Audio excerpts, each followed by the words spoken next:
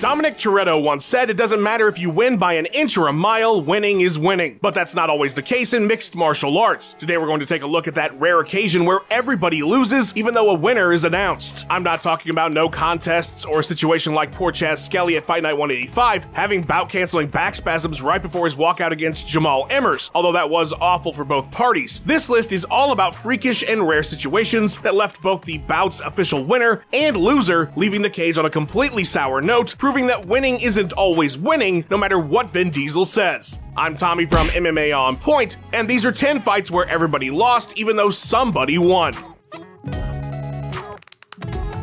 Number 10. Max Holloway versus Charles Oliveira.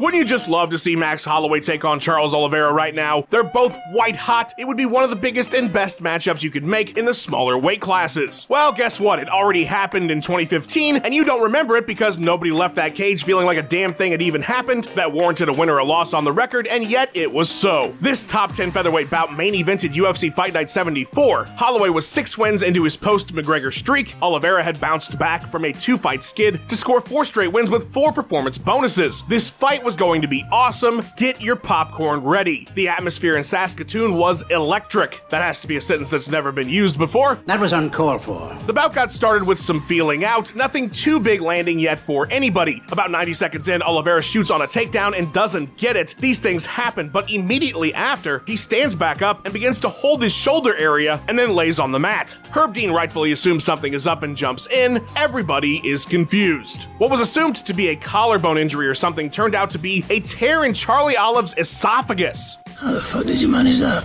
Now, he would be okay, but the bout was a total wash despite the TKO victory given to Max. Hopefully these two get to run it back and have a real fight someday. Number 9. Robbie Lawler versus Ben Askren. It was one of the most highly anticipated promotional debuts in history. After nearly a decade unbeaten elsewhere, the best welterweight in the world outside the UFC would finally be competing in the octagon after mountains and mountains of shit talk and speculation by fans about how it is he would fare. Ben Askren's first test would be a doozy too, the always dangerous former title holder Robbie Lawler. This 3-minute bout was insanity. Within the first 30 seconds, Askren had been dumped on his head and looked to be finished on the ground, but somehow recovered. Now, while some fans felt there could have been a stoppage there, the real controversy would come just a bit later, when after Ben recovered and was grappling Robbie against the cage, a bulldog choke was applied. It was certainly tight, and as we've seen, Askren can crush a couple watermelons in his grip, but it appeared Robbie wasn't out quite yet. When an arm went suspiciously limp though, Herb Dean had seen enough, prompting a furious Robbie Lawler to immediately stand up in protest. Was he out momentarily and came back too? Was it a bad call by Herb Dean? The MMA community was split, and as a result, Robbie was potentially robbed of a chance to escape and maybe win the bout, and Ben didn't get that definitive win in his debut that would have boosted his already hyped status even more. The weird finish left too many questions, and both fighters suffered because of it.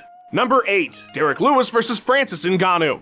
What happens when two of the heaviest hitters in mixed martial arts history are locked in a cage together and forced to throw their murderous hands? One of the worst fights of all time, as it turns out. Derrick Lewis versus Francis Ngannou at UFC 226 will forever be one of MMA's biggest flops. In total, 31 significant strikes were landed during a 3-round affair, and I use the word significant loosely there. That's an average of just 2 strikes a minute to give you some perspective on how uneventful this clash of heavyweight titans turned out to be. What the hell happened? These two had a combined 15 UFC wins with 14 finishes prior to the bout. Well, Ngannou was coming off his first career loss in that high-profile title fight with Stipe Miocic at UFC 220 and admitted that he was scared in the cage as a result of that failure. Basically, he froze up. As for Lewis, an ongoing back injury left him nearly entirely immobile for the length of the fight. It was the perfect storm of issues that would turn one of the most highly anticipated slugfests ever into an all-time disappointment. Lewis would get the UD win, but said after that it felt like he lost. Ngannou was thrown under the bus for the debacle by Dana White. I think his ego ran away with him,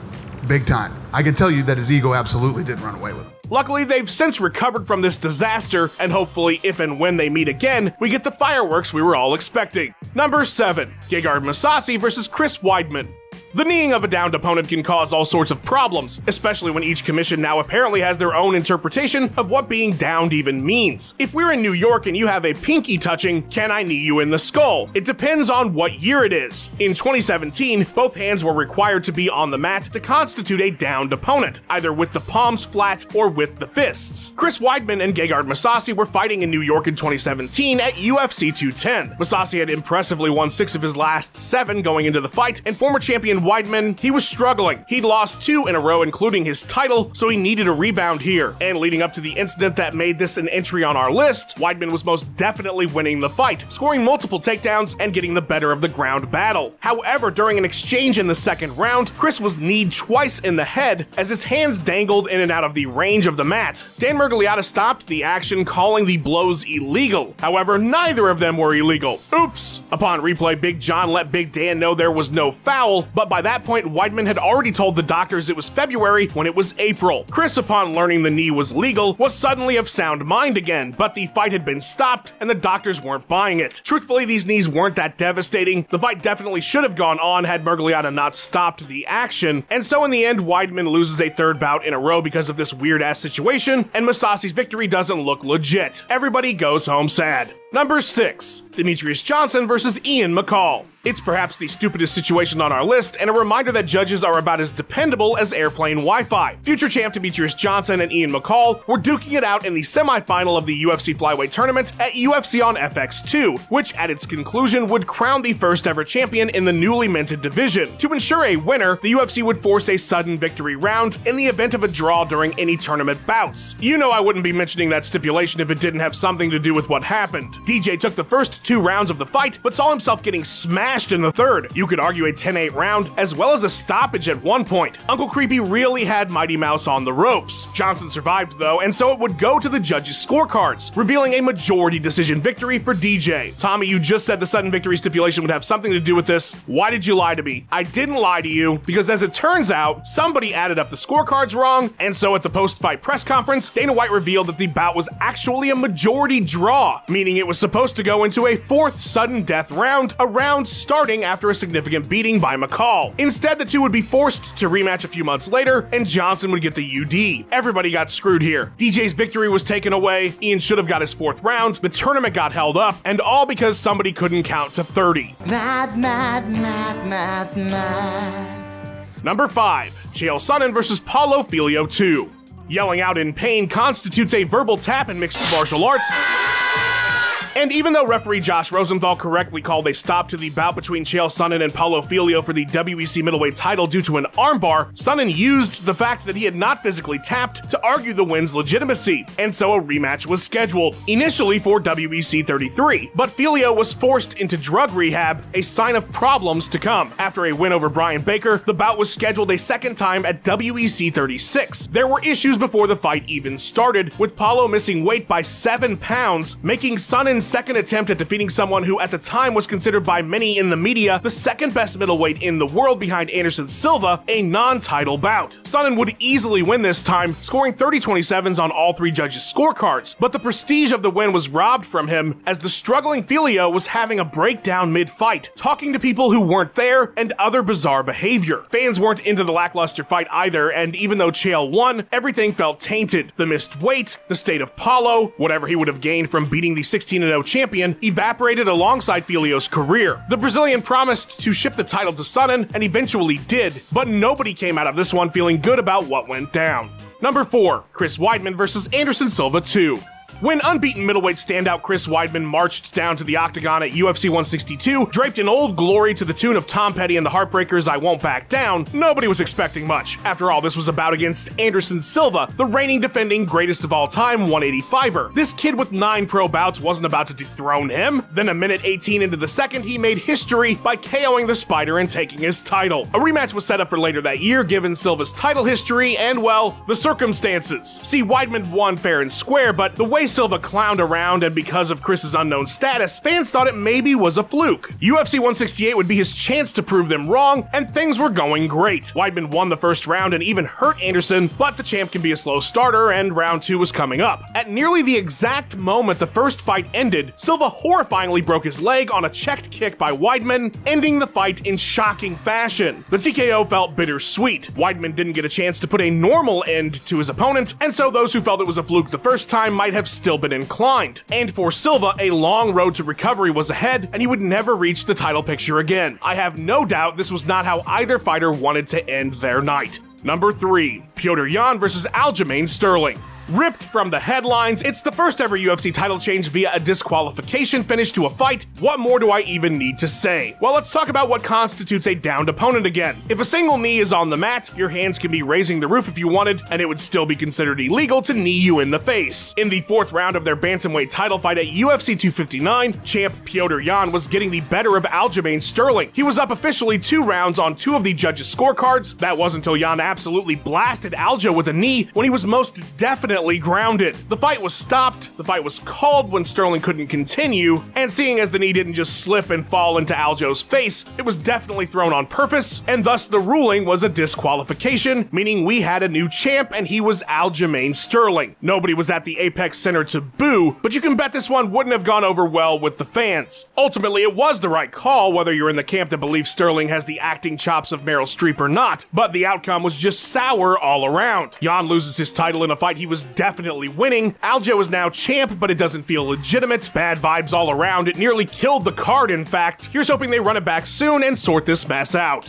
Number 2. Jermaine Durandamy versus Holly Holm. Life can come at you pretty fast. Prior to UFC 208, Jermaine Durandamy may not have been beloved, but there was certainly no reason to hate her. And as for her opponent that night for the inaugural Women's Featherweight Championship, what fighter is more universally liked than the Preacher's daughter and Ronda Rousey destroyer Holly Holm? Things would get really ugly really fast, though, when in their lackluster 5-round back and forth, twice Durandamy would hit Holm after the horn. The first late blow hurting the former bantamweight champion badly after the 2nd round. When the 3rd round ended with a similar foul, the crowd was livid and expected points to be taken away. Instead, referee Todd Anderson gave her another verbal warning, which, while not technically incorrect as it's left to his discretion, just about everyone in the MMA world expected a deduction. Had one occurred, the fight would have been a draw, as Jermaine would win by a single point on all 3 cards. But that's not what happened, and this was just bad all around. Durandamy came off as this crazed villain and was booed mercilessly. Holm got screwed out of, at the very least, a draw, and possibly a world title depending on how she might have performed without getting blasted illegally. This loser-filled night would have an even shittier footnote when GDR would be stripped of the title 128 days later for refusing to fight Chris Cyborg. What a clusterfuck.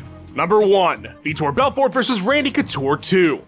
An absolute bummer all around. Randy Couture and Vitor Belfort were set to compete for the light heavyweight strap in the main event of UFC 46 in January of 2004, a rematch of their bout 6 years previous in a heavyweight title eliminator at UFC 15. Couture was the belt holder going in, having just taken it from megastar Tito Ortiz the September previous. It was a big-time bout between 2 of the sport's best, and it would take a sour turn fast. Less than a minute into the fight, Vitor's glove would inadvertently damage Randy's eye when a left hook grazed it during the early action. The resulting damage was too severe, and the doctor called a stop to the contest before it ever really even got a chance to get going. Because the injury was caused by a punch and not a foul, the official ruling was a TKO victory for Belfort. The crowd was not happy, as you can imagine, but there's an entirely more awful layer to this situation than the belt changing hands in an unsatisfying way. 3 weeks prior to the bout, Vitor's sister Priscilla was kidnapped and murdered. At the time, her fate was unknown, and she was still considered a missing person. Belfort had dedicated the bout to her and donned a t-shirt with her image on it for his understandably emotional post-fight interview. An immediate rematch would take place at UFC 49 where Couture would recapture his title, but nobody left this one feeling good about anything. Huge shout out to Max Randall for editing this video together. Follow him on Twitter at Max_Randall. A big thank you to Ben Rosette, who provided that sweet tune you heard in the intro. Check out his music by clicking the link in the description and go give him a follow on his Instagram and Twitter page at Ben Rosette. Thanks for watching. Please give us a like and subscribe. We've got 3 new videos or more for you every single week. Let us know what you thought of the video in the comments below. Follow On Point MMA on Twitter, and have yourself a wonderful day.